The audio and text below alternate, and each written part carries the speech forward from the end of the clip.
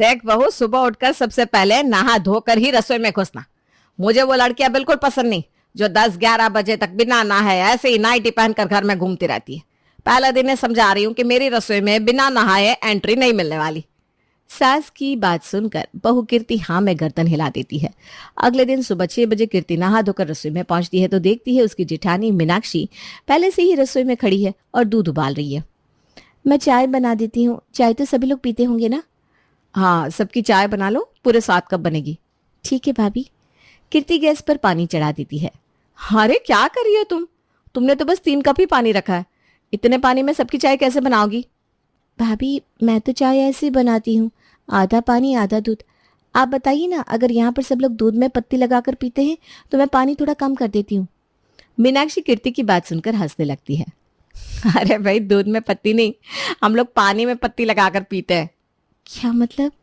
मतलब ये कि 1 कप दूध से ज्यादा माँ जी दूध डालने ही नहीं देगी चाय में, इसलिए पानी बढ़ा दो। भाभी, इतने सारे लोगों में 1 कप दूध डालकर चाय कैसे बन पाएगी? अरे अभी नहीं हो ना तुम, इसलिए ऐसी बातें कर रही हो। कुछ दिनों में समझ जाओगे कि यहाँ पर चाय तो क्या, बाकी सब भी ऐसे ही बनता है। दोनों देवरानी जेठानी अभी बातें कर ही रही थी, इतने में उनकी सास रसोई में आ जाती है। अरे बड़ी बहू, बता दिया ना छोटी बहू को तुमने कि चाय कैसे बनानी है? माँ जी, भाभी ने बता दिया है कि चाय में बस 1 कप दूध ही डालना है। हाँ, साथ में मसाला चाय पीते हैं सब लोग, हमारे घर में ऐसी फीकी बीकी चाय कोई नहीं पीता। ऐसा करो, फ्रिज से सब लेकर आओ, लौंग इलायची सब। हाँ। कीर्ति फ्रिज से लौंग इलायची सब निकाल कर सास के सामने रख देती है। कीर्ति की सास अदरक का एक छोटा सा टुकड़ा काटकर बहू के हाथ में देती है। देख बहू, इस अदरक को अच्छी तरह धोकर चाय में कोट कर डाल दे, और सुन, हरी इलायची डालना मत भूलना। इतना सुनते ही कीर्ति 2 इलायची निकालकर उसे ओखली में डालने लगती है। हे भगवान, 2-2 इलायची डालेगी क्या तू एक बार की चाय में? तुझे पता भी है इलायची कितनी महंगी है? अच्छा ठीक है माँ जी, एक ही डाल देती हूँ। तो मुझे इधर दिखा, ये देख, आज इलायची का ये छिलका डाल दे, और ये बचे हुए दाने ना शाम की चाय में काम आ जाएंगे। किफायत से काम करोगी तभी घर चलेगा, समझी? समझ गई माँ जी, आगे से ध्यान रखूंगी। बड़ी बहू, जब खाना बनाओगी ना तो एक बार मुझे आवाज लगा देना, कहीं तुम्हें एक ही दिन में पूरे महीने का बजट गड़बड़ ना कर दो। बहुत कंजूस देखा है मैंने अपनी जिंदगी में, लेकिन माँ जी जैसा कंजूस आज जीवन में पहली बार देख रही हूँ। ऐसा कौन करता है? जैसी चाय माँ जी बनवा रही है ना, मेरी तो चाय पीने की इच्छा ही खत्म हो गई। इसी तरह का खाना पीना खाने की भी आदत डाल लो, क्योंकि माँ जी तो बदलने से रही, बदलना तो तुम्हें ही पड़ेगा। दोनों देवरानी जेठानी मिलकर सबको चाय और नाश्ता करा देती हैं।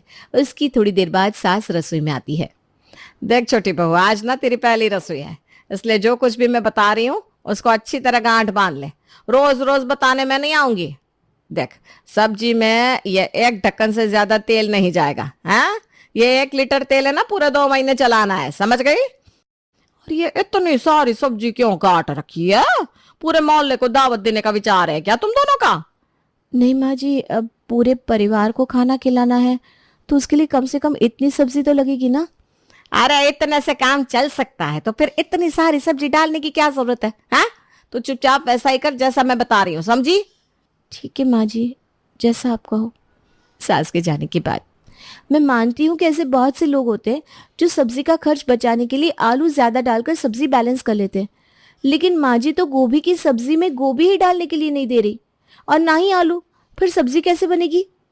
पानी का नाम सुना है कि नहीं? हाँ, जितनी सब्जी माँ जी ने दी है ना, चुपचाप इतनी सब्जी काटो और बाकी पानी डाल देना, हो जाएगा बैलेंस। जेठानी की बात सुनने के बाद अब तो बेचारी कीर्ति ने अपना सर पीट लिया था। उसे समझ में आ गया था कि वो बहुत ही गलत घर में फंस गई है। दोपहर में लंच के समय, अरे बेटा ये क्या, तूने तो दाल सब्जी ली ही नहीं, ऐसे सूखी सूखी रोटी खाएगी तो कैसे काम चलेगा? 4 दिन में कमजोरी आ जाएगी। बड़ी बहू, चलो सब्जी और दाल दो छोटी बहू को। जी माँ जी, अभी देती हूँ। रहने दीजिए माँ जी, क्या फायदा दाल सब्जी खाने का, उसे खाकर भी शरीर में बस पानी की ही कमी पूरी होगी, बाकी तो दाल सब्जी में कुछ है ही नहीं। क्या कहा तूने? एक तो मैं तुझे इतने प्यार से खाना खिला रही हूँ, ऊपर से तू मुझे बातें सुना रही है। ठीक ही कहते हैं भाई, या कलयुग है, यहाँ किसी के साथ भलाई करो ना तब भी बदले में बुरा ही मिलती है। अरे आप तो मेरी बात का बुरा मान गई माँ जी, आप खुद ही देखिए ना, दाल के कटोरे में नदी से भी ज्यादा पानी तैरता नजर आ रहा है। और ये देखिए, गोभी आलू की सब्जी में गोभी को शायद माइक्रोस्कोप लगाकर ढूंढना पड़ेगा तभी नजर आएगी। बहू की बात सुनकर सास गुस्से में उसे घूरने लगती है। अब तो ये रोज का ही हो गया था। बड़ी बहू को पहले ही ये सब झेलने की आदत थी। अब धीरे धीरे छोटी बहू भी बेचारी रोते गाते इस नए कंजूसी भरे माहौल में एडजस्ट करने की कोशिश में लगी थी। एक दिन, माँ जी, मेरे भैया का फोन आया है, आज शाम को वो मुझसे मिलने के लिए आने वाले हैं। अरे बड़ी अच्छी बात है ये तो। चल, तेरा भाई आएगा तो कुछ तो शगुन देकर जाएगा ही। उसी से हफ्ते भर की सब्जी का खर्चा निकल जाएगा। सास का अटपटा सा जवाब सुनकर कीर्ति का सर ही घूम जाता है। शाम होती है और कीर्ति का बड़ा भाई उसके घर आता है। भाभी, मेरे मायके में कोई मेहमान आए ना तो मम्मी स्पेशल दूध में पत्ती लगाकर उसकी चाय बनवाती थी, और यहाँ पर तो सासू माँ एक एक बूंद का हिसाब लगाकर दूध डालने को कहती है। सच में बड़ी शर्म आ रही है मुझे तो। देख, अब शर्म करने से तो कुछ होने वाला है नहीं, और तेरे मम्मी पापा ने ही तो ये रिश्ता किया था ना, थोड़ा थोड़ा बहुत तो उन्हें भी झेलना ही पड़ेगा ना। कीर्ति जल्दी से चाय बनाकर नाश्ता देखने लगती है। भाभी, चाय के साथ क्या नाश्ता दूं? कुछ दिखाई नहीं पड़ रहा है। अरे नाश्ता घर में होगा तभी तो दिखाई देगा ना। माँ जी, नमकीन बिस्किट तो घर में लाने ही नहीं देती। ये जो 5 रुपए का ग्लूकोज बिस्किट रखा है ना, यही है हमारे यहाँ का मेहमानों को दिया जाने वाला स्पेशल नाश्ता। जेठानी की बात सुनकर कीर्ति बिल्कुल परेशान हो जाती है। कोई और रास्ता सूझता ना देख बेचारी पानी वाली काली सी चाय और ग्लूकोज बिस्किट लेकर भाई के सामने चली जाती है। कुछ देर रुकने के बाद उसके भैया वापस लौट जाते हैं। धीरे धीरे कीर्ति की शादी को 6 महीने पूरे हो जाते हैं और रक्षाबंधन का त्योहार आ जाता है। बड़ी बहू, रक्षाबंधन का त्योहार आ रहा है, तैयारी कर लेना। मेरी बेटी एकता भी 2 दिन पहले ही आ जाएगी, तो फिर गिफ्ट वगैरह ले आई हो ना एकता और उसके बच्चों के लिए। आप चिंता मत करिए माँ जी, मैं सब इंतजाम कर लूंगी। छोटी बहू, तुम्हारा तो इस बार शादी के बाद पहला रक्षाबंधन है ना, तुम्हें तो इस बार एकता के लिए कुछ स्पेशल गिफ्ट लेकर आना चाहिए। भाई कुछ ऐसा तोहफा लेकर आओ मेरी बेटी के लिए कि उसे ये पहला रक्षाबंधन हमेशा याद रहे। क्या ठीक है ना? माँ जी बिल्कुल ठीक कह रही हैं आप। ये पहला रक्षाबंधन तो यादगार होना ही चाहिए एकता दीदी के लिए। रक्षाबंधन वाले दिन सभी लोग नहा धोकर अच्छे अच्छे कपड़े पहनकर तैयार हो जाते हैं। कुछ ही देर में एकता रक्षाबंधन के लिए थाली सजाकर लाती है और दोनों भाइयों को राखी बांधने लगती है। दोनों भाइयों को राखी बंध गई है। आओ भाभी, अब आप दोनों की बारी है, और जल्दी से अपने अपने पर्स की जिप भी खोलो, जेब हल्की करने का समय आ गया है। अरे क्यों नहीं भाई, बिल्कुल। रक्षाबंधन पर तो बहनों का अधिकार होता है शगुन पर। तुम्हें तुम्हारे हिस्से का शगुन जरूर मिलेगा। भाभी की बात सुनकर एकता बड़ी खुश हो जाती है और खुशी खुशी दोनों भाभियों के हाथ में लाई हुई राखियां बांध देती है। देखो भाभी, कितनी सुंदर राखी लेकर आई हूं मैं, भैया और आप दोनों के लिए।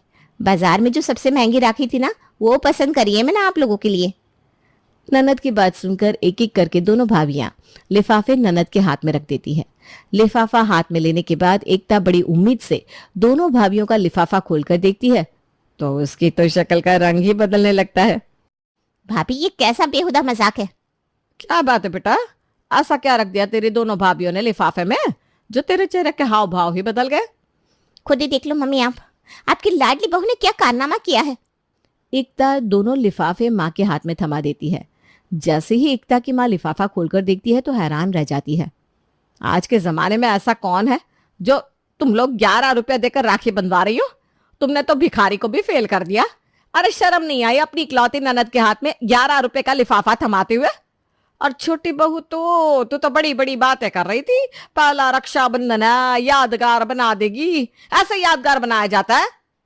मम्मी जी, आप बिना हद करती हो। अरे क्या जरूरत है इतने सारे पैसे लुटाने की? जब इतने में काम चल सकता है तो ज्यादा खर्चा क्यों करना? और रक्षाबंधन कोई पैसों के लेन देन का त्योहार थोड़ी ना है, ये तो बस शगुन की बात होती है। और शगुन तो 1 रुपए से भी हो सकता है, फिर भी मैंने तो 11 रुपए रखे हैं। अच्छा जी, मेरी बिल्ली मुझसे ही मियाऊं, अब तू मुझे पट्टी पड़ाएगी? ठीक ही तो कह रही है माँ जी कीर्ति, आप ही तो हर बात में कहती रहती है ना, जब थोड़े से काम चल सकता है तो ज्यादा खर्चा क्यों करना? तो फिर यहाँ आपकी उसूल बदल कैसे गए? देखिए, हमने ना आपको बदलने की बहुत कोशिश की, लेकिन फिर हमें समझ में आया कि आपको बदल पाना तो संभव नहीं है। इसलिए हम दोनों ने ही अपने आप को आपके रंग में डाल दिया। अब से इस घर में मन मुटाव और आपसी झगड़ों की कोई वजह ही नहीं बचेगी। क्योंकि हम दोनों ने भी अब आपकी तरह पाई पाई बचाना सीख लिया है। चुपचाप 5,000 इस लिफाफे में रखो। मेरी बेटी का इतना बड़ा अपमान करने की जुर्रत भी कैसे हुई तुम दोनों की? लगता है माँ जी आपकी याददाश्त बहुत कमजोर है। अच्छा चलो कोई ना, मैं आपको याद दिला देती हूँ। आपको याद है ना, अभी महीना भर पहले ही मेरे मायके में शादी थी, मेरे चाचा के लड़के की। और जब मैं शादी में जा रही थी तो आपने मेरे हाथ से लिफाफा वापस ले लिया था। और याद करिए क्या कहा था आपने। अरे बहू, सच सवर कर चल तो दी तू, लेकिन ये बता लिफाफे में कितने रुपए रखे हैं तूने? माँ जी मायके की पहली शादी है तो मैं सोच रही हूँ कम से कम 2100 तो शगुन में देनी ही चाहिए। आखिर हमारे परिवार के मान सम्मान की बात है ना। अरे मान सम्मान गया तेल लेना। तो इधर दिखा, ये लिफाफा ला इधर। इस तरह से तो तू 2 महीने का बजट बिगाड़ देगी। अगर इस तरह से दोनों हाथों से पैसे लुटाएगी ना तो थोड़े दिन में कटोरा लेकर बाहर बैठना पड़ेगा हम लोगों को। ये ले 51 रुपए, और चुपचाप यही लिफाफा अपने मायके में पकड़ा कर आ जाना। ज्यादा होशियारी दिखाने की कोई जरूरत नहीं है। माँ जी कैसी बात कर रही हैं आप? आज के ज़माने में 51 रुपए का लिफाफा कौन देता है? क्या तेरे मायके वालों ने दहेज में पैसों का कोई पेड़ भी भेजा था क्या, जिसे हिला हिला कर रोज मैं नोट गिनूंगी? और वैसे भी बेटी के घर का ना 1 रुपया लेना भी गुनाह होता है। मैं तो फिर भी 51 दे रही हूँ। अब मुझसे बहस मत कर, जा। तुझे लेट हो रहा है ना, जा। और एक बात गांठ बांध ले, जब थोड़े में काम हो सकता है तो ज्यादा पैसे खर्च करने की जरूरत क्या है? अब तो आपको याद आ ही गया होगा माँ जी। अगर मैं अपने मायके में 51 रुपए का लिफाफा दे सकती हूँ तो रक्षाबंधन पर 11 रुपए देने में क्या बुराई है। बहू की बात सुनकर सास अपना सर खुजलाने लगती है। उसे समझ में आ गया था कि उसका दांव उसके ऊपर ही उल्टा पड़ गया है। किसी तरह रक्षाबंधन का त्योहार भी बीत जाता है और उसके बाद एक दिन सवेरे 10 बजे ही फोन की घंटी धन धना उठती है। किसका फोन था माँ जी? बड़ी खुश नजर आ रही हैं आप। अरे बड़ी बहू, तुझे याद है मैंने अपने मोहल्ले की सहेलियों के साथ मिलकर किट्टी डाली हुई थी, तो इस बार पहली बार सबने मिलकर ये डिसाइड किया है कि इस बार की किट्टी मेरे यहाँ होगी। मैं ना सच में बड़ी एक्साइटेड हूँ। तुम दोनों मिलकर पूरे घर की बढ़िया से साफ सफाई कर दो। सब कुछ एकदम चकाचक होना चाहिए, और थोड़ी बहुत डेकोरेशन भी कर देना, और नाश्ते का भी A1 इंतजाम करना। समझ गई या नहीं? अरे भाई, अपनी रेपुटेशन की बात है। तुझे पता भी है जब हम अपनी सहेली के यहाँ किट्टी करने जाते हैं ना, एक से बढ़कर एक आइटम खिलाती है मेरी सहेलियां। इतना बढ़िया इंतजाम होता है कि दिल बाग बाग हो जाता है। आप चिंता क्यों कर रही हैं माँ जी? आपकी तो 2 बहुएं हैं, हम मिलकर सब संभाल लेंगे। हमारे घर की किटी पार्टी ऐसी होगी कि आने वाले 5 सालों तक लोग मिसाल देंगे। क्या बात थी आपकी किटी पार्टी में। आप बस देखते जाइए हम दोनों क्या क्या करते हैं। कीर्ति और उसकी जेठानी मिलकर किटी पार्टी की तैयारी में लग जाती हैं। पूरे घर को शीशे की तरह चमका दिया था दोनों ने मिलकर। पर्दे, सोफा कवर और चादर भी बदली जा चुकी थी। अब बस सहेलियों के आने की देर थी ताकि मेहमानों के आने के बाद उनके सामने चाय नाश्ता लगाया जा सके। कुछ ही देर में घंटी बजती है और किटी की सारी औरतें घर के अंदर आ जाती हैं। अरे बहू, सब हो गया कि नहीं? सब लोग आ गए हैं? छोटी, जरा वो कांच के गिलास तो उठा, और फ्रिज में मैंने एक ठंडे पानी की बोतल रखी है, इसे भी निकाल कर लाना। अरे तुझसे मैंने कोल्ड ड्रिंक मंगवाई थी ना, फिर ठंडे पानी का क्या करेगी? और ये तो आधे लीटर की बोतल है। इस आधा लीटर कोल्ड ड्रिंक में किस किस को पिलाएगी तू? हमने कहा था ना माँ जी, हम दोनों मिलकर सब संभाल लेंगे। आप ना बिना बात चिंता करती हो। देखिए, आधा लीटर कोल्ड ड्रिंक में 1 लीटर पानी मिला देंगे, किसी को कुछ पता नहीं चलने वाला, और वही सर्व कर देंगे। अरे जब इतने में काम चल सकता है तो क्या जरूरत है उतनी बड़ी बोतल मंगवाने की। हैं? ये क्या बात कर रही हो तुम दोनों? माँ जी, काम के बीच ना आप डिस्टर्ब मत करिए। छोटी, तू वो चिप्स के पैकेट रखे ना, खोल तो सही। 5 रुपए वाले 2 चिप्स के पैकेट? अरे करने क्या वाली हो तुम दोनों? माँ जी, अब इतने में काम चल सकता है, फिर उतना खर्च करने की जरूरत क्या है। ये 5-5 वाले 2 चिप्स के पैकेट है ना, इसी के बीच में थोड़ी सी नमकीन मिला देंगे, किसी को क्या पता लगने वाला है, और उसी के 4-5 पीस प्लेट में रख देंगे। कौन सा आपकी सहेली पेट भरने वाली है। अरे तुम दोनों के दोनों ये बताओ, तुमने इन चिप्स पापड़ के अलावा कुछ और मंगाया है, या आज मुझे किसी के सामने मुंह दिखाने लायक नहीं छोड़ोगी? माँ जी, आप भी ना छोटी छोटी बातों पर घबरा जाती हैं। किसने कहा कि हमने कुछ और खाने के लिए नहीं मंगवाया? अरे वो नंदू ठेले वाला है ना, उसके यहाँ 5 के 2 समोसे मिलते हैं। पूरे 15 समोसे मंगवाए हैं मैंने। सबको 2-2 देंगे, तब भी 1 बच जाएगा। देखा आपने मेरा मैनेजमेंट।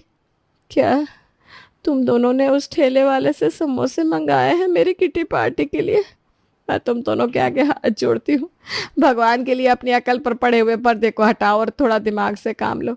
अरे सारे मोहल्ले में थू थू हो जाएगी मेरे नाम की। कर क्या रही हो तुम लोग? तो माँ जी आप मानती हो ना ये सब चिंदी चोरी करना सही बात नहीं है? हाँ बाबा हाँ, मानती हूँ। मेरी तौबा, मेरे बाप की तौबा, जो आज के बाद मैंने कभी कंजूसी की तो बस आज मेरी इज्जत नीलाम होने से बचा लो। अरे माँ जी आपने कह दिया तो समझो हो गया आपका काम। देखो आपकी किटी के लिए बढ़िया बढ़िया आइटम लाकर हमने पहले ही रखे हुए हैं। ये तो बस आपको सुधारने के लिए ट्रेलर था। पिक्चर अभी बाकी है। दोनों बहुएं सास की सहेलियों के सामने जल्द ही स्नैक्स सर्व करती हैं जो सभी को बहुत पसंद आते हैं। अगले दिन अरे बेटा क्या जरूरत थी इतनी महंगी साड़ी लाने की? और माना कि गणपति उत्सव है, लेकिन उसके लिए इतना पैसा खर्च क्यों करने थे? कोई सस्ती सी ले आता। वैसे भी जब इतने से काम चल सकता है तो फिर उतना खर्च क्यों करना है? सुन लिया कीर्ति तूने? माँ जी चिकना घड़ा है, अपनी आदत उसे वो इतनी जल्दी बाज नहीं आएगी। फिर से शुरू हो गई है वो इतना उतना करने में।